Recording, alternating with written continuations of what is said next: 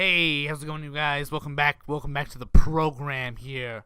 Today we got something special. I was going through my Google Docs and I found an old story I wrote in a writing class I was in when I was about 8 or 9 years old. Pretty juicy. Read a couple lines of it. Now let's get down to business and take a fat read here. Lila, said Bob. What? Said Lila. I have Bobo, said Bob in a childish voice. Lila came rushing to her. Ugh, said Lila. Curses this lobster, back into the midst of which it crawled forth, said Bob. I had to have help with that line. There was no way I wrote that myself. This is Lobpocalypse, said Bob. The whole world is at stake. Pizza four-wheelers, and well, Bob stopped there. You never know how your mother died, finished Bob.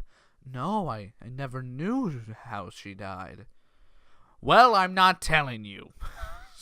Great, Dad. 10 out of 10. Ugh, Dad, you never tell me about Mom. You want me to follow in your old dumb footsteps when there's nothing there. You act like a dumb child all the time, leaving me here to pick up what you have done. Why do you want me to follow in your old dumb footsteps and be an animal clairvoyant?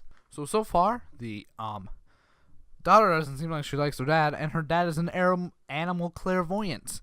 And it's Lobpocalypse, which sounds like a great kind of fast food deal for a lobster place. Lobster places take note. There is no reason to be just like you. And you know what? I bet you killed Mom. That's why you won't tell me. Mom always said there's a happy ending, but you discouraged her. You think there is no happy ending.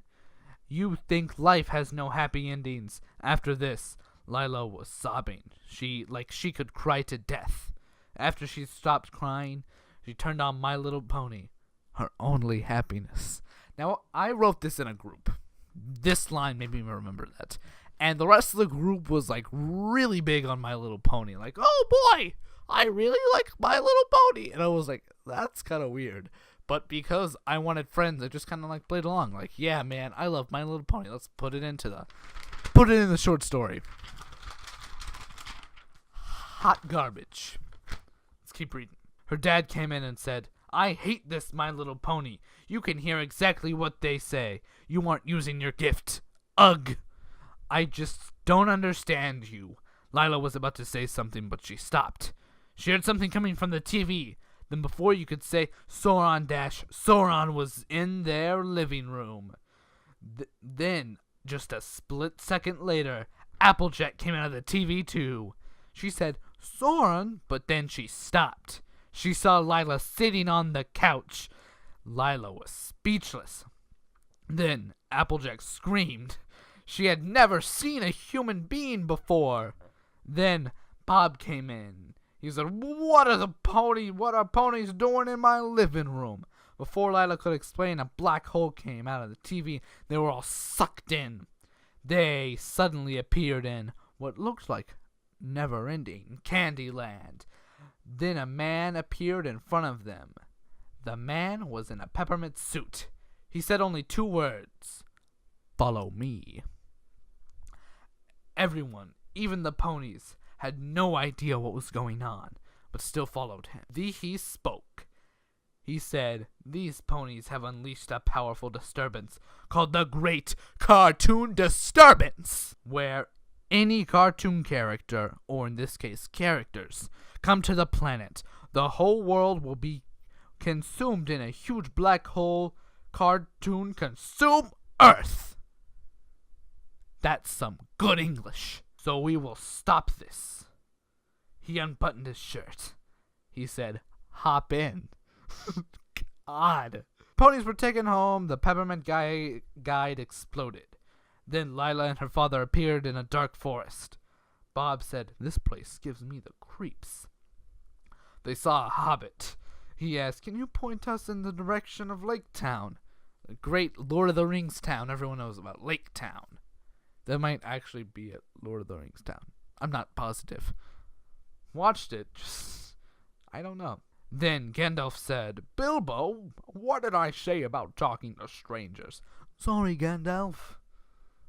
Then there was a beam of light that shot down from the sky. It was a witch. She said, "Hello, my name is Belvedere. I hear from your tour guide, John Crunkleton."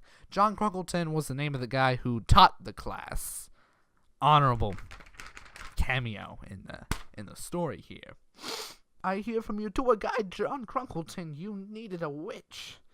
So, are you sure you want to go back home?" she said.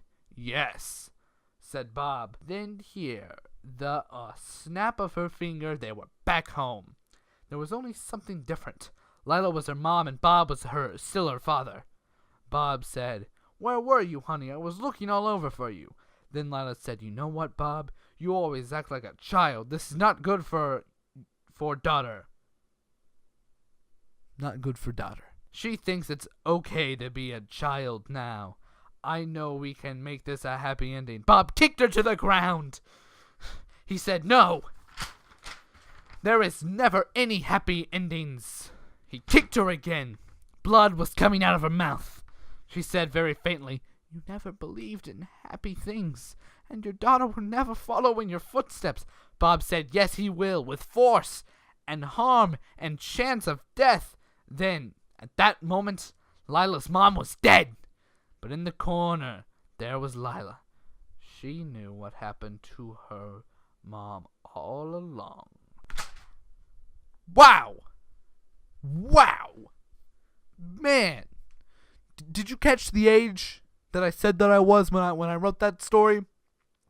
Let me tell you again, about 8 or 9 years old. If you enjoyed this video for some reason, please click the like and subscribe button. Here's the video to watch as well if you want to keep diving into the deep hole that is my channel. Don't worry, most of it's garbage. Man, probably shouldn't tell anyone that.